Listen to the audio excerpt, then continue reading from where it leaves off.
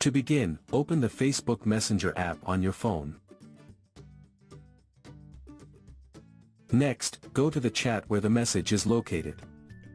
Locate the message you want to pin in the conversation. Then tap and hold it. From the bottom menu, tap on More. A new menu will appear. Select Pin.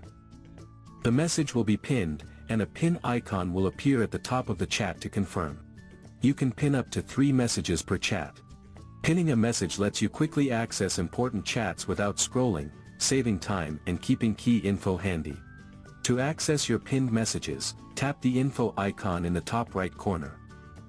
Swipe up to scroll down, and locate the More Actions section. Then tap Pinned Messages.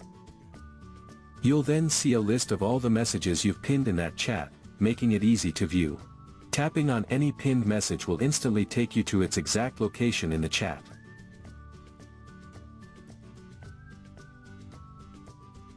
To unpin a message, tap and hold the pinned message. From the bottom menu, tap on More. Then select Unpin from the menu that appears. The message will be unpinned, and removed from the pinned messages list. So that's how you can easily pin and unpin messages on Facebook Messenger.